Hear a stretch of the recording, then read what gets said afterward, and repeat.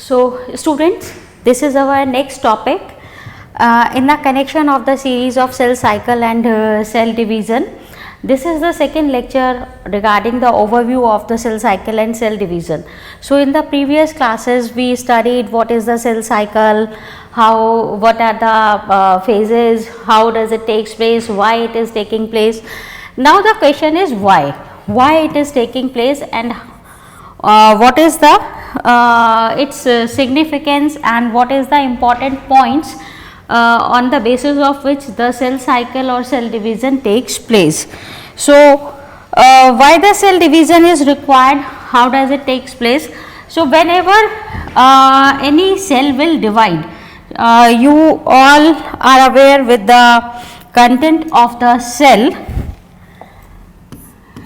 This is a cell and this is the nucleus. This is the cytoplasm of the cell, and inside the cell there is a nucleus. Nucleus contain nucleoplasm. So when the cell will divide, what is the importance of the cell division? The important point here is the cell division will takes place when there is a term, that term is named as nuclear index.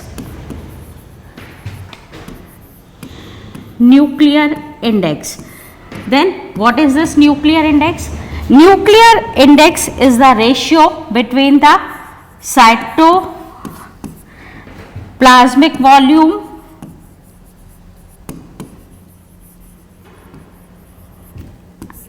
and nuclear volume.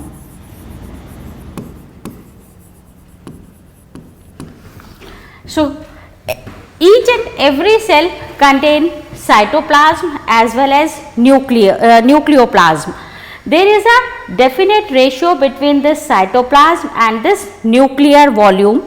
जब भी किसी cell के अंदर present cytoplasm और nuclear volume का जो ratio है वो रेशियो रिक्वायर्ड रेशियो से डिस्टर्ब होता है, तो इसका मतलब है कि सेल के अंदर डिवीजन होगा, सेल साइकिल को अडॉप्ट करेगी and this is known as the nuclear index. Right, what is the nuclear index? Nuclear index is a ratio between the cytoplasmic volume and the nuclear volume, and when this certain ratio will get disturbed, जब भी कभी ये ratio थोड़ा सा भी ऊपर नीचे होगा तो इसका मतलब क्या है कि सेल के अंदर डिवीजन होगा, सेल डिवीजन के लिए रेडी है और सेल साइकिल को फॉलो करेगी.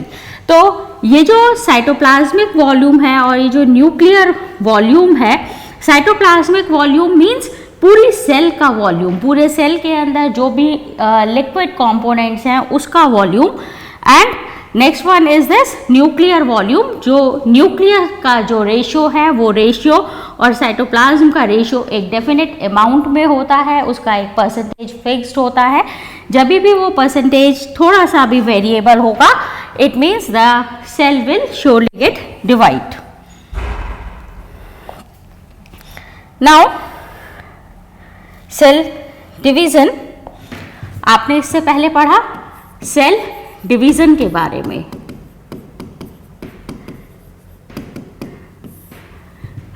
एक छोटी सी सेल है, सेल में डिवीजन हुआ, बहुत सारी सेल्स बनी. इसका एक बहुत अच्छा सा एग्जाम्पल है, कोई भी एक न्यूबॉर्न बेबी है अगर, तो आप देखते हैं कि न्यूबॉर्न बेबी धीरे धीरे अपनी ग्रोथ को अटेन करता है सेल डिवीजन के थ्रू. और न्यूबॉर्न से पहले की जो फेजेस हैं, वो न्यूबॉर्न से पहले की फेजेस क्या हैं? एक स्पर्म है, एक ओवम है, दोनों का फ्यूजन हुआ, फर्टिलाइजेशन हुआ, एक क्या बना? जायगॉट बना. ये जो जायगॉट है, इस जायगॉट के अंदर सेल डिवीजन्स होते हैं. ये डिवीजन्स कैसे होते हैं? ये डिवीजन्स होते हैं, इस पहले एक सिंगल सेल स्ट्रक्चर है, 1 से 2 सेल्स बनेंगी, 2 से 4, फिर इसके अंदर और सीक्वेंशियल डिवीजन्स होंगे, 4 से 8 सेल्स बनेंगी, सेकेंड साइड में भी होंगी. तो इस तरह से ये जो है ये एक डिवीज़न चलता रहता है सेल के अंदर, और डिवीज़न चलने के बाद, डिवीज़न के होने के बाद क्या होता है कि एक कोई भी नया ऑर्गेनिज्म पूरी तरह से डेवलप होता है। तो 1 से 2, 2 से 4 इस तरह से बहुत सारी सेल्स बन जाती हैं। जब बहुत सारी सेल्स बन जाती हैं तो इन सेल्स में क्या होना ज़रूरी है, इन सेल्स में डिवीज़न ऑफ लेबर का होना ज़रूरी है। यहाँ पर कोशिका में श्रम का विभाजन होना ज़रूरी है कि कौन सी सेल किस तरह के काम को करेगी। एक जैसी sales, same cell, a group of cells, a group of similar cells which are similar in their structure, which perform same type of function. This group of cell is known as tissues. Second one, a group of tissues. Tissues का, अलग अलग tissues का एक ऐसा group जो एक साथ मिलकर एक सेम फंक्शन को परफॉर्म करता है। A group of tissues which perform a same kind of function, that tissue is known as organ. When a combination of some organs are there and they perform same kind of function, this is called organ system.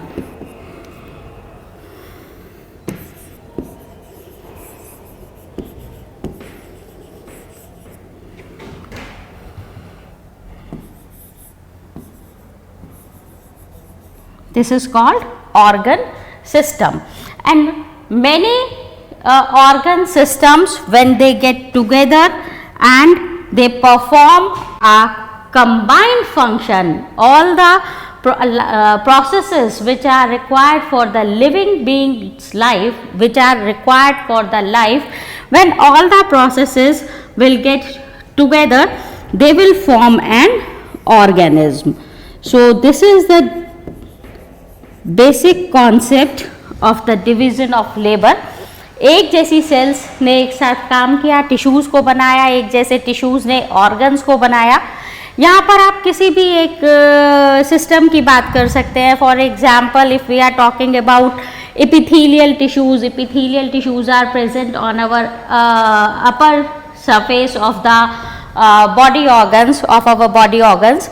Epithelial tissues, they are then connective tissue, blood is example of connective tissue. Blood के अंदर भी बहुत सारी sales होती हैं, WBCs हैं, eosinophils हैं, RBCs हैं। ये सब क्या हैं? ये सब कनेक्टिव टिश्यू का पार्ट है। इन्होंने एक साथ मिलकर, थ्रोम्बोप्लास्ट हैं, इन्होंने एक साथ मिलकर किसको फॉर्म किया? कनेक्टिव टिश्यू को फॉर्म किया। अब epithelial tissue, connective tissue, muscular tissue, ये सब एक साथ आए तो इन्होंने किसको फॉर्म किया? ऑर्गन को फॉर्म किया। ऑर्गन्स यानी कि अगर हम बात करते हैं डाइजेस्टिव सिस्टम की, तो हमारा जो डाइजेस्टिव सिस्टम है वो स्टार्ट होता है हमारे माउथ से। It starts from our buccal cavity and it ends with our duodenum. So all the organs which are involved in the digestive system, when these all organs get together and perform the same kind of function, the function is digestion. इन्होंने एक साथ मिलकर क्या काम किया? Digestion का काम किया। तो ये क्या बनाते हैं? ये बनाते हैं एक ऑर्गन सिस्टम। और बहुत सारे ऑर्गन सिस्टम्स जब एक साथ मिल जाते हैं, एक ही साथ मिलकर अलग अलग काम को करते हैं, जो कि किसी भी ऑर्गेनिज्म की लाइफ को रिटेन करने के लिए ज़रूरी है, तो वो किसको फॉर्म करते हैं? एक ऑर्गेनिज्म को फॉर्म करते हैं। So this is about the cell division. और ये जो डिवीज़न ऑफ लेबर है, this is called cell differentiation. This is called cell differentiation. Clear? Division of labours जब होता है तो ये किसको लीड करता है? सेल डिफरेंशिएशन को लीड करता है। Now growth.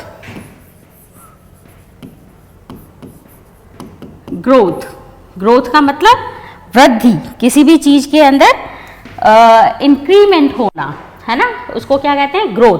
तो ग्रोथ के बारे में सबसे पहला और इम्पॉर्टेंट जो पॉइंट है, that important point is it is irreversible reaction. ये कैसी रिएक्शन है? इरिवर्सिबल है। अगर एक बार ग्रोथ हो गई तो ग्रोथ हो गई, वापस इसको रोका नहीं जा सकता। ऐसा पॉसिबल नहीं है कि कोई चीज़ बढ़ गई, कोई बॉडी का ऑर्गन बढ़ गया या कोई प्लांट है, किसी प्लांट पे ग्रोथ हो गई तो आप उसको वापस से कम कर सके या आप उसको छोटा कर सके। आप उसकी रेट ऑफ ग्रोथ को चेंज कर सकते हैं, उसके ग्रोथ करने की जो क्षमता है उसको प्रभावित कर सकते हैं, लेकिन आप उसे रिवर्स नहीं कर सकते। That's why it is an irreversible reaction. Now what is the growth? What is the definition of the growth? Increase of any developing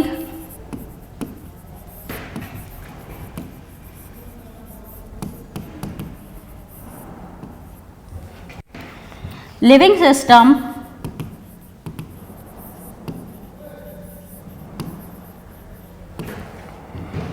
in the terms of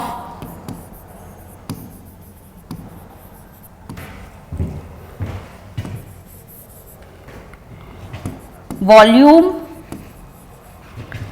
and size is called growth. अगर किसी living being का, किसी living system के किस किस में changes हो रहे हैं, किस किस में चेंजेस आ रहे हैं, in the terms of volume, volume बढ़ रहा है और वॉल्यूम जब बढ़ेगा तो उसके साथ साथ उसका क्या बढ़ेगा? साइज बढ़ेगा। तो इस कंडीशन को, ये जो सिचुएशन है, this situation is known as growth and this is an irreversible reaction. ये एक इरिवर्सिबल रिएक्शन है, एक बार हो जाएगी तो हम इसको वापस से नहीं दोहरा सकते, हम इसको रिवर्स नहीं कर सकते। Now the next is types of growth. How many types of growth are there? Now the first one is auxetic growth.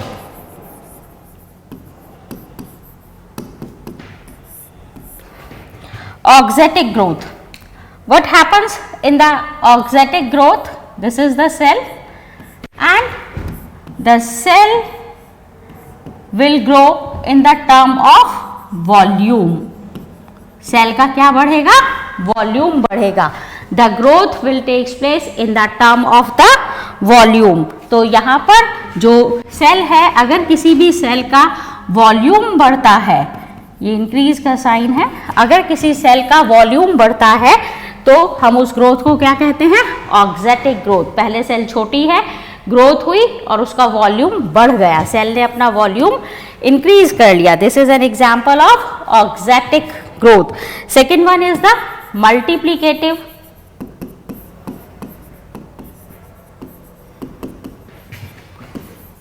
Multiplicative growth.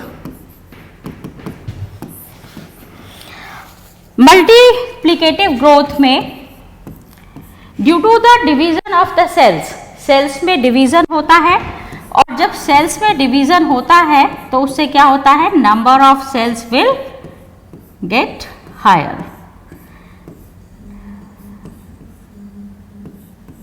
ये इस तरह से number of cells will increase. एक सेल है, एक सेल ने डिवीजन किया, एक सेल ने डिवीजन के बाद बहुत सारी सेल्स को बनाया, तो यहां पर क्या होगा? Number of cells will increase. This is called multiplicative growth. Third one is the accretionary growth.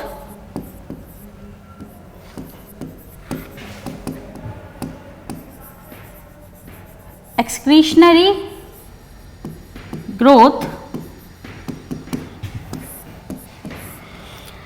Accretionary growth क्या है? In this type of growth, the deposition of some external substances will takes place on the external surface of the cells. ठीक है?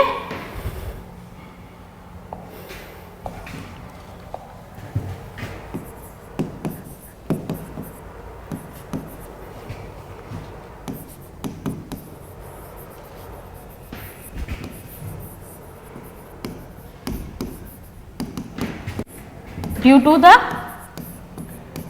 deposition of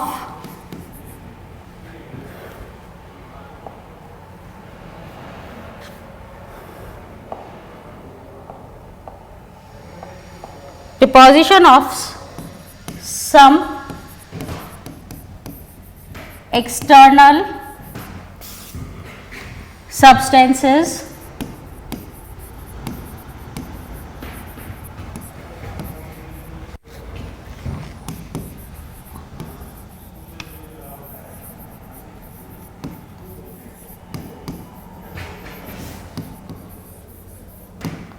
this is like that.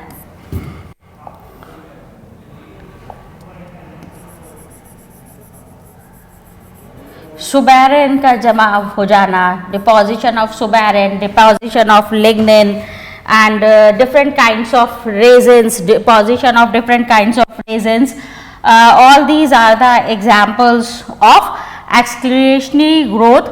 excretionary growth में क्या होता है कि cell को एक रिजिडिटी मिलती है, सेल स्ट्रॉन्ग होती है और एक प्रोटेक्टिव वे में निकल कर आती है, सेल को एक प्रोटेक्शन भी मिलता है.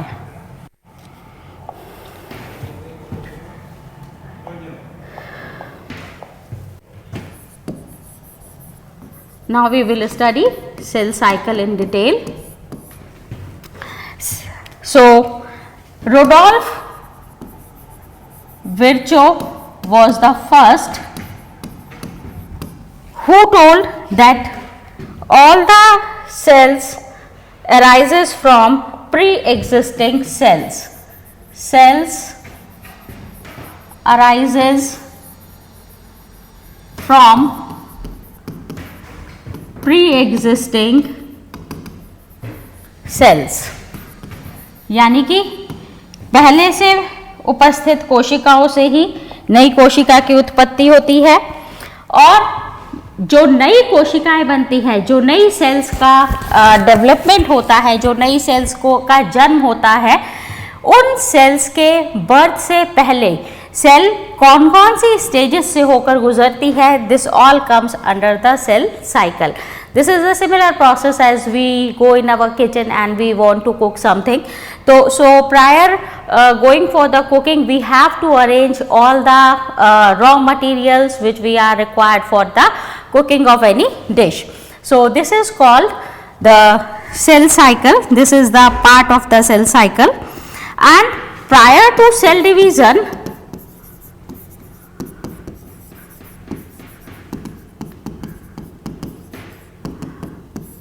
prior to cell division, आपने पढ़ा cell division, there are two steps of the cell division. जब कोई भी cell divide होती है तो वो दो steps को follow करती है. The first one is the karyokinesis and second one is the cytokinesis. यानी कि division in the nucleus, nuclear material, and second one is the division in the cytoplasm.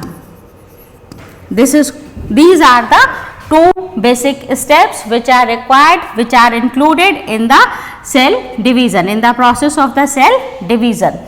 So cell division करने से पहले, cell को karyokinesis और cytokinesis में जाने से पहले इन दोनों प्रोसेसेस में जाने के लिए अपने आप को तैयार करना होता है. Cell has to prepare itself before the cell division, before the actual process of the cell division.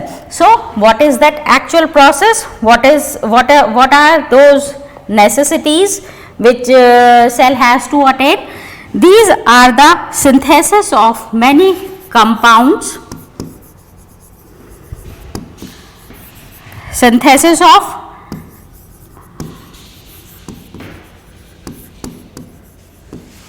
many components. ये components क्या क्या है? Like genetic material. genetic material क्या होगा? DNA. cell organelles,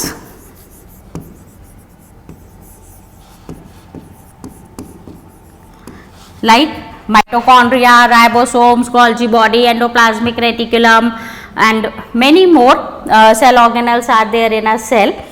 Apart from the genetic material and cell organelles, one important cell organelle is there. This cell organelle is called centrosome. This is called centrosome, and this centrosome is an important, very important cell organelle in an animal cell, because during the division of the nucleus, during the division of the nuclear material, you must heard about the spindle apparatus. एक spindle apparatus बनता है, एक तर्कु रूपी उपकरण बनता है. ये जो spindle apparatus बनता है, this spindle apparatus is formed only due to the presence of these centrosomes, right?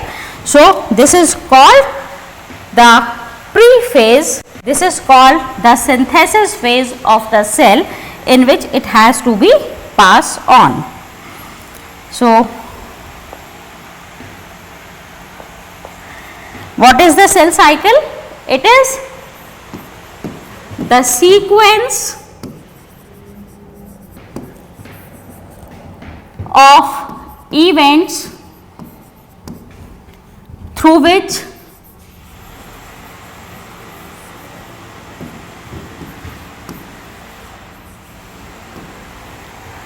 genome and cell organelle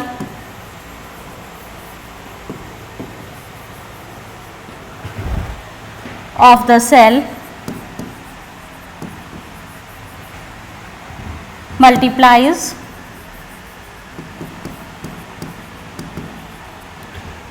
and forms two daughter cells.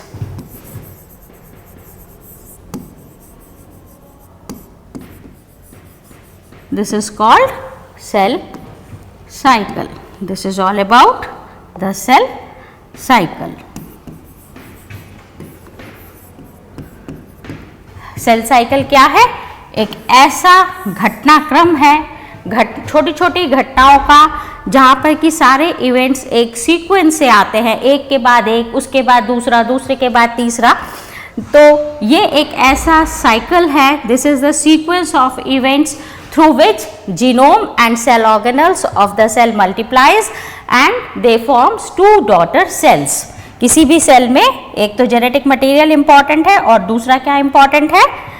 दूसरा इंपॉर्टेंट है सेल ऑर्गेनल्स. ठीक है. So the cell cycle also include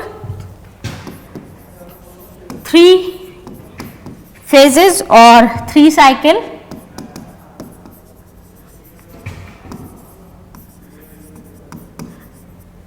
What are these 3 cycles? Number 1 is the chromosome cycle. Number 1 is a chromosome cycle.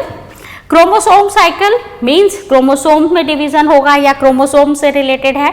Chromosomes किससे बने होते हैं? Chromosomes बने होते हैं डीएनए से. ठीक है. मेन कंपोनेंट क्या है क्रोमोसोम्स का? डीएनए. आपने पढ़ा है डीएनए कैसा स्ट्रक्चर होता है? डीएनए एक डबल हेलिकल स्ट्रक्चर होता है इस तरह से. तो यहाँ पर क्या होता है? क्रोमोसोम साइकिल में duplication of the DNA will takes place. यहाँ पर क्या होगा? डीएनए का सिंथेसिस होगा. सिंथेसिस किसका होगा? डीएनए का होगा. और डुप्लीकेशन जब हो जाएगा डीएनए का, तो एक स्ट्रैंड से, जो एक डबल स्ट्रैंडेड स्ट्रैंड है, उससे कितने स्ट्रैंड्स बनेंगे? 2 डबल स्ट्रैंडेड स्ट्रैंड्स बनेंगे. तो यहाँ पर क्या हुआ? Synthesis of the DNA. DNA से के एक मॉलिक्यूल से 2 डीएनए के कार्बन कॉपीज यहाँ पर बनती हैं. एंड माइटोसिस के दौरान, जब माइटोसिस होगा, सेल डिवीजन होगा, तो ये दोनों कॉपीज भी एक दूसरे से सेपरेट हो जाएंगी. The second cycle is cytoplasmic cycle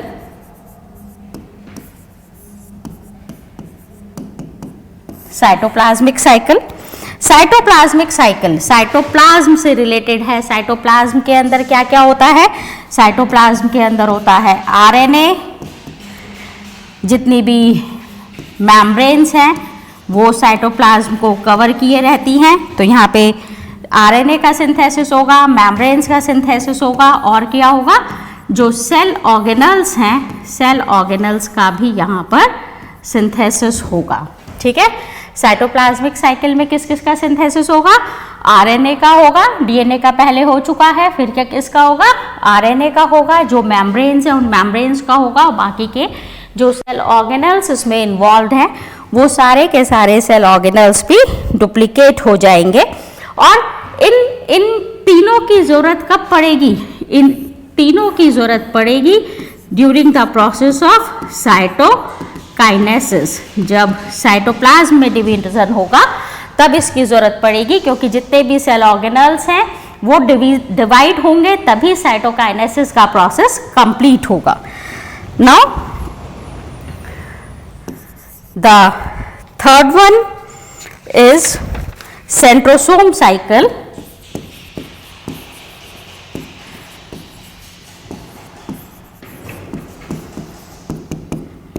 third one is the centrosome cycle. किससे रिलेटेड है? सेंट्रोसोम से। यहां पर किसका डिवीजन होगा? सेंट्रोसोम्स का डिवीजन होगा।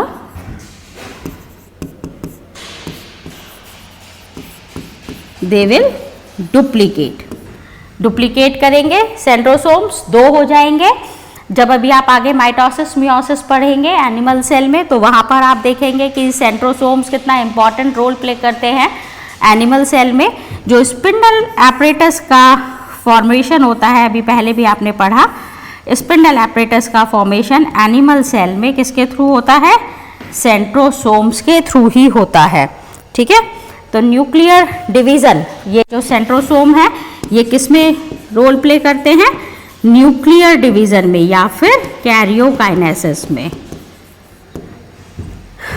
Clear?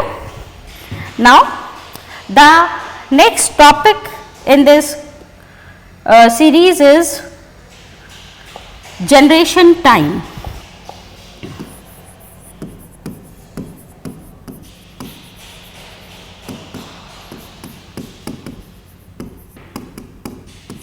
Generation time. Generation means generate होना, किसी का उत्पन्न होना, किसी का जनरेट होना, किसी का बनना।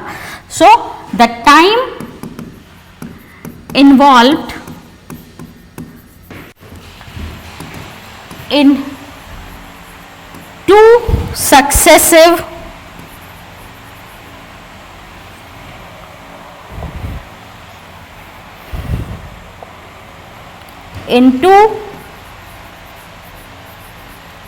successive cell divisions is called generation time.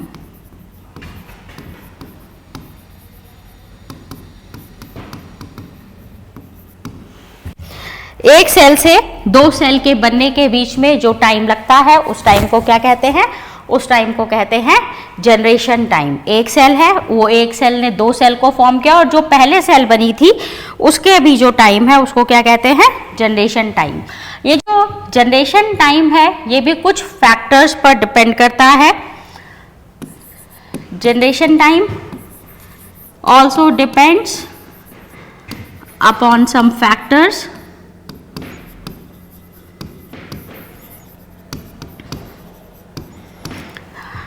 These factors are number 1 stage of the cell. Cell की स्टेज कैसी है? सेल प्रॉपर मैच्योर्ड है। अगर सेल मैच्योर नहीं है तो वो अपनी मैच्योरिटी को अटेन करने में कुछ टाइम लगाएगी जिससे कि वो रिप्रोडक्टिव स्टेज में जा सके। जब वो रिप्रोडक्टिव स्टेज में जाएगी तभी वो दूसरी सेल को फॉर्म करेगी। So in such condition the generation time will expand. Second one is the temperature. Temperature एक बहुत इंपॉर्टेंट रोल प्ले करता है जनरेशन टाइम में। अगर ऑप्टिमम टेम्परेचर को बढ़ा दिया जाए या कम कर दिया जाए तो सेल का जनरेशन टाइम जो है वो उसी के अकॉर्डिंगली कम और ज़्यादा हो जाता है। आपने इसका बेस्ट एग्जांपल देखा होगा यीस्ट बॉल्स। अगर यीस्ट बॉल्स को आप ल्यूक वार्म वाटर में डिप करके रखते हैं और फिर उसको यूज़ करते हैं तो रेट मल्टीप्लिकेशन रेट जो है वो बढ़ जाता है। That depends upon the temperature. Next is the oxygen supply.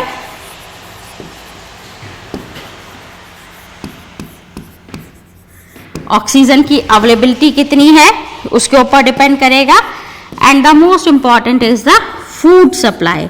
Cell divide तो करेगी लेकिन डिवीजन के लिए नई सेल को जनरेट करने के लिए उसको क्या चाहिए, कुछ न्यूट्रिएंट्स चाहिए।